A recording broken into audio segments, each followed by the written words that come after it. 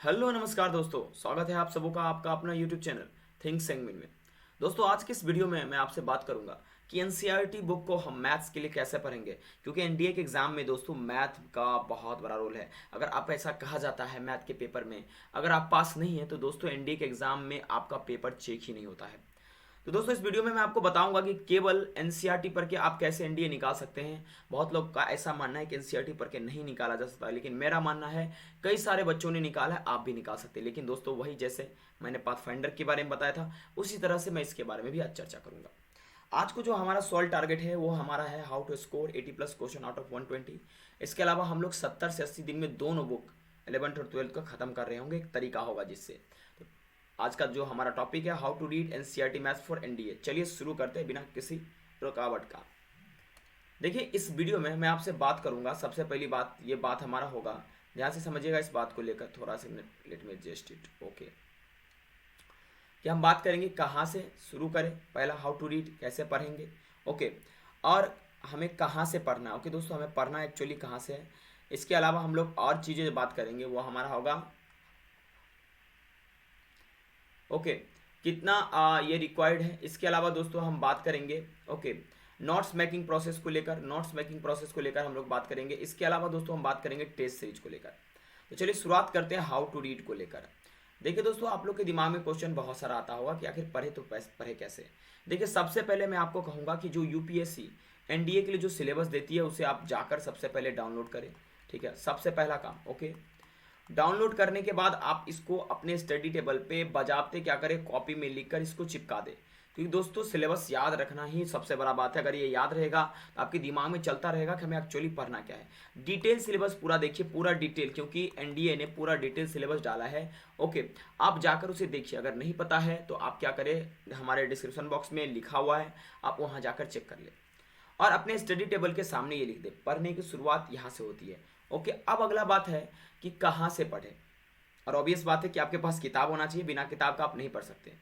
देखिए कहाँ से जब पढ़ने की बात आती है, तो अगर आप विटेज की बात करो तो विटेज में आपके अलजेब्रा से क्वेश्चन आते हैं, कैलकुलस से आते हैं, और किसका कितना विटेज है इस चीज़ को मैंने लेकर कमेंट बॉक्स, माफ कीजिएगा, मैंने डिस्क्रिप्शन बॉक्स में रखा है। आप वहाँ जाकर देख लीजिए, क्योंकि यहाँ पर मुझे लग रहा था कि वो बताने में समय बर्बाद हो जाएगा। देखिए अलजेब्रा एक आपका क्या है, टॉपिक पूरा आपका है, उसमें एक जो सिलेबस है उसमें एक आपका टॉपिक है वो है सेट थ्योरी। आप सेट थ्योरी से स्टार्ट करें, सेट थ्योरी से लगभग 3-4 क्वेश्चन आ जाते हैं, ठीक है, हर साल। और दोस्तों आप क्या करें, अगर आपको पढ़ने में अनकंफर्टेबल फील हो रहा है तो आपको यूट्यूब चैनल प्रीफर करें जो लाइन बाय लाइन एनसीईआरटी को पढ़ाता है। जैसे आप सेट थ्योरी पढ़ेंगे तो उसमें उसका डेफिनेशन पढ़ेंगे, उसके टाइप्स के बारे में पढ़ेंगे, नल वॉइड सेट पढ़ेंगे। इस चीज़ को मैंने बहुत बेहतरीन ढंग से कवर किया एनडीए पाथफाइंडर से। आप एनसीईआरटी ही पढ़िएगा, ध्यान रखिएगा इस बात को। उसके बाद keep your eyes on syllabus, give importance to those topics. आपकी आंखें सिलेबस पे होनी चाहिए और उन टॉपिकों पे होना चाहिए जो सिलेबस में लिखा हुआ है। अनायास पढ़ने की कोई आवश्यकता नहीं, पढ़ो वही जो एग्जाम में आए। ज़्यादा पढ़ने से आप ज्ञानी बनोगे लेकिन एग्जाम क्रैक नहीं हो पाएगा, ठीक है। और इसी के दरमियान आपको क्या करना है दोस्तों, फास्ट कैलकुलेशन पे बहुत ध्यान देना है। अगर आपके पास ट्रिक नहीं है तो अपना कैलकुलेशन फास्ट कर लीजिए। ये पढ़ने का सबसे बेस्ट वे है कि आप क्या करें, सबसे पहले कोई यूट्यूब चैनल प्रेफर करें अगर खुद से पढ़ने में नहीं बन रहा है। इसके अलावा सिलेबस पे आंखें रखकर आप सिलेबस को कंप्लीट करें धीरे धीरे करके। ओके, सारी चीज़ हम चर्चा करेंगे। अब अगला जो बात हम करते हैं दोस्तों वो हमारा है अगला कि कितना टाइम इसके लिए रिक्वायर्ड होगा। चलिए उसको भी देखते हैं बड़ा डिटेल में, बहुत अच्छे ढंग से। देखिए जब आप एनसीईआरटी पढ़ने बैठते हैं या आप मैथ्स की तैयारी करते हैं, खास करके दोस्तों एनडीए के लिए, तो दोस्तों एनडीए में आपको जैसा पता है 120 क्वेश्चन मैथ के आते हैं और 300 मार्क्स के रहते हैं। इसका सीधा मतलब है कि आप ज़्यादा टाइम दे रहे हो मैथ के पीछे, तभी मैथ में अच्छा स्कोर करोगे। ओके, देखिए आपको मैं बोलता हूँ मैथ्स के पीछे आप 3 घंटा पर डे समय दीजिए कम से कम। इस 3 घंटा में क्या करना है आपको, एनसीईआरटी जब पढ़ने बैठेंगे तो सबसे पहले आप क्या करें, कंसेप्ट को बढ़िया से पढ़ें जो उस बुक में दिया गया है, ठीक है। और उसके बाद दोस्तों आप अपने एबिलिटी को देखते हुए, ठीक है, आप क्या करें, क्वेश्चन को लगाए। ओके दोस्तों, ये ध्यान में रखना, सबसे पहले कंसेप्ट आपको कंप्लीट करना है, उसके बाद आपको अपने एबिलिटी के हिसाब से चीज़ों को देखना है। इसके अलावा दोस्तों आपको क्या करना है, क्वेश्चंस को प्रैक्टिस भी करना है। क्वेश्चन प्रैक्टिस बहुत ज़्यादा जरूरी है। अगर आप नहीं करते हैं तो एनडीए आपका नहीं निकलेगा। सबसे पहले कंसेप्ट, ठीक है, एनसीईआरटी से टीचर के देख क्या वीडियो कर रहे हैं कुछ भी। उसके बाद अपने एबिलिटी के हिसाब से चीज़ों को ख़त्म करें। उसके बाद क्वेश्चन को प्रैक्टिस करें। उसके बाद हैबिट लूप अपनाएं। What is habit loop? Habit loop का मतलब ये होगा कि मैथ्स के क्वेश्चन आज नहीं करेंगे तो मज़ा नहीं आएगा। बस ये चीज़ आपके दिमाग में होना चाहिए, कम से कम डेली। अब कैसे कैसे टाइम बढ़ना है, 1 घंटा आप कंसेप्ट लो, कोई टीचर से पढ़ रहे हो तो ठीक है, ओके। जैसे आपने कोई कंसेप्ट पढ़ा, आराम से चिल होकर 1 घंटा समय दो डेली। 30 मिनट खुद एनालाइज करो कि इससे मैंने क्या समझा, ठीक है। जैसे मैंने आपको बताया दोस्तों कि ए यूनियन बी, आप ए यूनियन बी में क्या निचोड़ निकाल पा रहे हैं, इसका क्या मतलब आप समझ पा रहे हैं, इस 30 मिनट में आपको एनालाइज करना है। अपने एबिलिटी को चेक करना कि मेरा स्ट्रॉन्ग जोन कौन है, धीरे धीरे पढ़ते पढ़ते, एनसीईआरटी को पढ़ते पढ़ते। 1 घंटा आप क्वेश्चन प्रैक्टिस पे दें, ठीक है, 1 घंटा क्वेश्चन प्रैक्टिस पे, ठीक है। जो भी क्वेश्चन करा उसे बार बार कीजिए, बार बार कीजिए। आगे चल के मैं और बहुत बातें ऐड करूंगा, ठीक है। और जो आपको 30 मिनट मैंने बताया था वो हैबिट लूप, देखो मैथ्स को डेली करो, फ्री में नंबर ले जाओगे। यार टैलेंटेड आदमी की कोई जरूरत नहीं, मैथ में वही आगे निकलेगा जो डेली अभ्यास करता है, क्वेश्चंस को बार बार लगाता है, उसे बार बार करता है।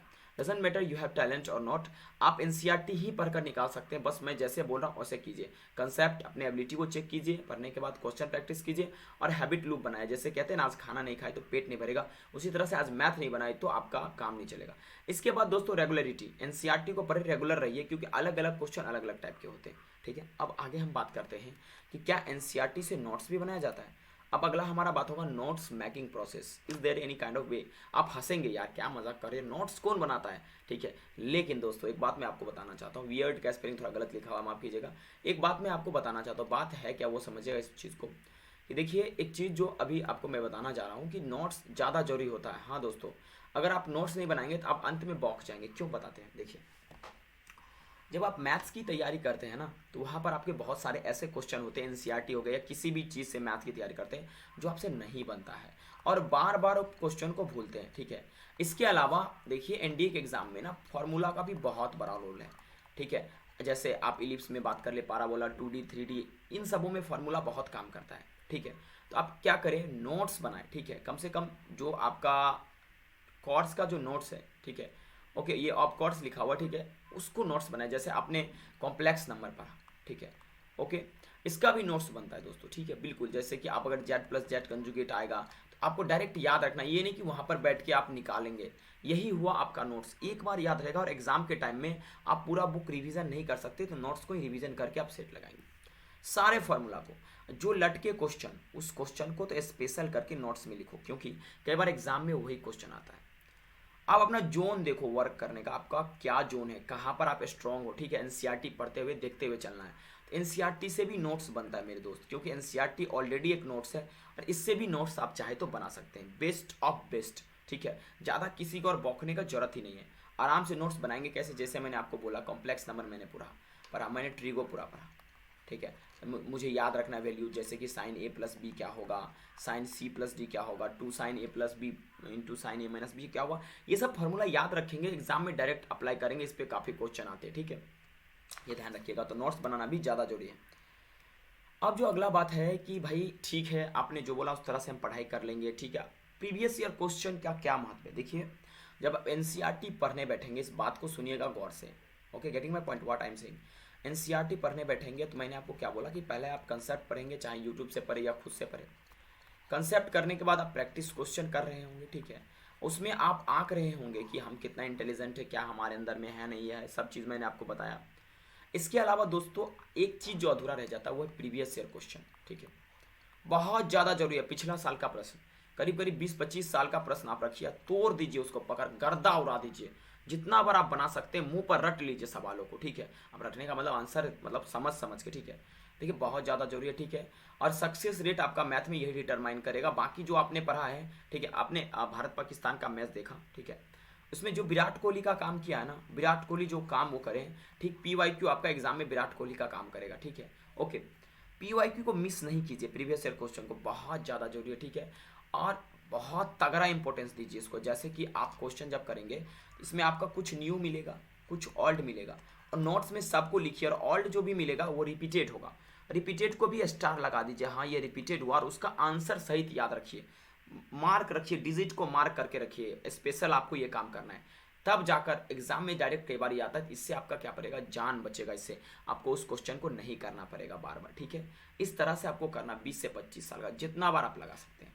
और जो आपका ये तो आपको कम से कम 60 क्वेश्चन सही तक पहुंचा देगा, लेकिन जो 80 क्वेश्चन तक पहुंचाएगा एनसीईआरटी पढ़ने के बाद, वो है आपका टेस्ट सीरीज। देखिए, आप क्या कीजिए, इसको पूरा पढ़ने के बाद ध्यान से समझिएगा। एनसीईआरटी पूरा पढ़ने के बाद आप टेस्ट सीरीज दीजिए, ठीक है। ओके, टेस्ट सीरीज किसका देना है, देखिए वैसे टेस्ट सीरीज आप दीजिए जो कि दोस्तों आपका एनडीए एग्जाम में पूछे जाते हैं, ठीक है। और बहुत सारे ऐसे मार्केट में टेस्ट सीरीज है जिसको इससे कोई वास्ता नहीं है। हाँ, आप चाहे तो 10 प्रैक्टिस सेट मैथ के लिए ट्राई कर सकते हैं, इसमें मैथ्स के बढ़िया क्वेश्चन आते हैं।